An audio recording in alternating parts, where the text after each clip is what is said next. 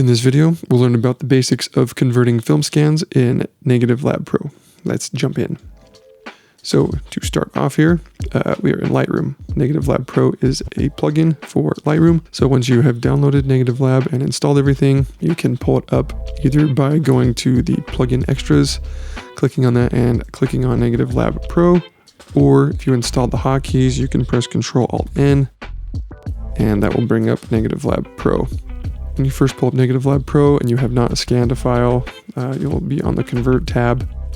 You can select what type of source your image is from, if it's from a flatbed scanner, a digital camera, or if it's something that's already been scanned, like from your lab. You can make corrections and changes to lab scans as well. Color model.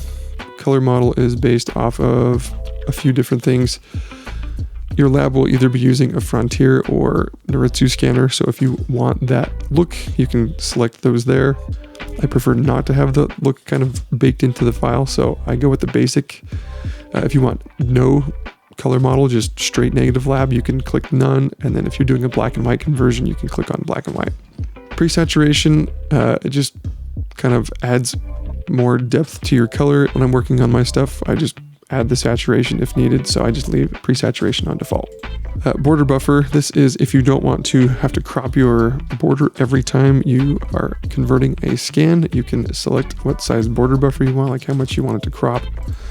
And you can also preview that so you can see and make sure that you're cropping all the film border. So if we go like to 25%, there is no film border here, so we don't have to crop in every single time. It'll just save this setting. So once we have made our selections here, we can click convert. Ooh, actually, timeout. I forgot to white balance first. So let's hit cancel. Your image does need to be white balanced before we do the conversion. I did forget to do that, so we'll hit the W key, click on the film border. Now we're white balanced. Now we can make our conversion. So I just hit Ctrl-Alt-N to bring up Negative Lab again. Border buffer, we need to change that to 25% so we don't have to crop our photo. Hit convert. And boom, we have our nice conversion. Pretty simple, right? Now the fun part. Since this is a basics video, we'll just be hanging out in the edit tab here, and we will focus on the advanced tab in another video. So for now, you can start here with settings. There's a whole bunch of adjustments you can make here if you want to go through and change these. One thing to note before we get super into this, the better that you get your scan, or the better your scans are, the easier time you'll have making adjustments and color correcting. Getting quality scans is a video in and of itself. We won't be getting into that here, but the better the scan is, the less work needs to be done here. And Negative Lab Pro is very flexible, and so when you're starting, your scans are going to be super awesome. It took me like a year and a half, 2 years to finally get scans dialed in. So just keep that in mind. There are higher quality images in, you get higher quality images out. So enough blabbing here. So I normally just keep this setting here on Negative Lab Pro standard, but if you want to, you can jump in. There's a whole bunch of additional presets in here that you can run through. Normally I just keep this on Negative Lab standard, so we'll just leave that alone here. And I did forget to mention that this scan here is Kodak Ultramax. I've only shot one roll of this, and it's not my favorite. Not bad, not great. Back on track here. So we have our settings here that you can skim through if you want. Tone profiles, there's a whole other list of different adjustments you can make before actually making adjustments to sliders. This kind of helps get your photo, if you've are not quite where you're liking it, you can go through and just see these different settings and kind of get some bigger adjustments this way without having to adjust sliders, which is kind of nice if you're not comfortable making adjustments here. But for this photo, everything looks good on lab standard, so I'm just going to leave that alone. If you need to, you can make your adjustments here. This is basically like Lightroom sliders, just in Negative Lab Pro. So if you do need to make corrections or adjustments, you can do that here. There are a couple adjustments here that Lightroom does not have. They have Lab Glow and Lab Fade. Kind of adjust your black point, it looks like. So if you need to adjust your black point, it's kind of a cool way to do that without actually adjusting the black point. Coming down a little bit, we have a couple other selections here. I don't usually mess with these adjustments here, but if you need to soften your highlights or your lows, you can do that on this section. And then we have our white clip and black clip here. This just adjusts. I don't know what white clip or black clip actually means. It just I'm assuming it's like your white point and your black point. And that's something you can do in Lightroom as well.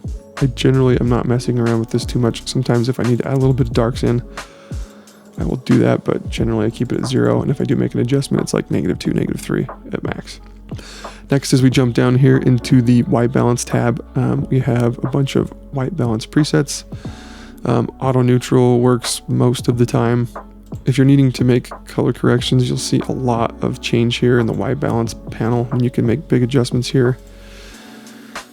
We'll just kind of skim through some of these real quick just so you can see there's auto average, auto neutral's a little warmer. If we do none, it cools the image off a little bit. We've got a lot of magentas in the gray areas. And then there's all these other adjustments here, and you can make your own white balance adjustments if wanted. You just click and hold on the gray until the eyedropper comes up, and then you drag over. You're still holding the mouse, and then when you let go, it should, there we go.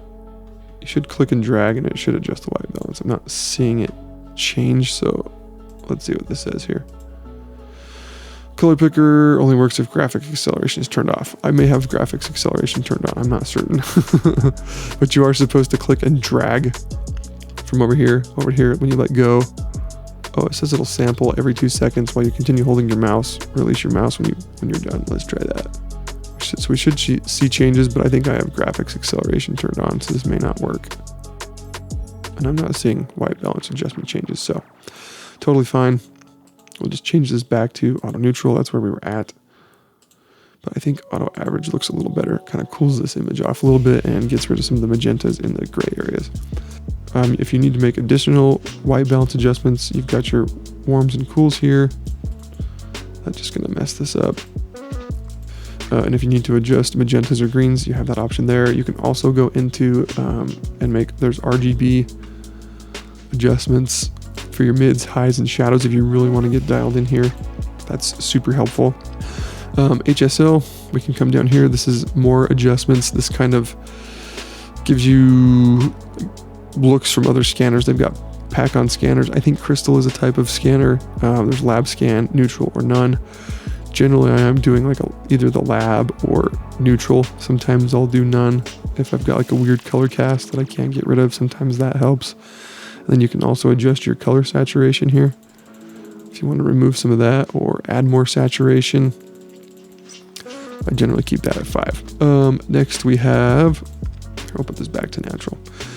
Next we have sharpening. If you want to add sharpening to the image in Negative Lab Pro, I like to add sharpening, so I would generally be doing lab sharpen. You can, there's the difference between lab and scanner is pretty negligible, so I just leave it on lab scan. So there's the edit panel. Real quick, just to mention, if you go to the roll tab, if you're batch converting, you've got more than one image, you can come over here to the roll. This is where you can select the roll analysis, and it will take information from all of the selected photos to make the conversion. That's super helpful if you're batch scanning, so you don't have to go in for every single photo and make custom adjustments. You still can if you'd like to, but this just saves a lot of time that way. Since I just have one image selected, we're not able to do this, but if you are going to batch convert, that's how you would do that here. Once you've made your adjustments to your photo how you like, all you have to do is click apply. Negative Lab Pro goes away. And then if you want to, I did forget really quick. Let me pull this back up here. I did forget to mention make a copy. That will make a TIFF copy. So when you are back in Lightroom, your adjustments are normal. Because if we jump into Lightroom now, let me pull up the basic tab here, all the controls will be inverted. So if I go darker on exposure, we're actually getting lighter. I don't normally make the TIFF copies in Lightroom. I'll make those in Photoshop. Dust removal and some color correcting is more powerful in Photoshop, so I'll make those adjustments there. So that is a quick run through of the basics of Negative Lab Pro. If you have any questions on Negative Lab Pro, or if I missed something, or there's something else you'd like to have more info on, please let me know in the comments, and we'll make another video. This is kind of fun to go through and show all this. So thanks for watching, and I'll see you in the next one.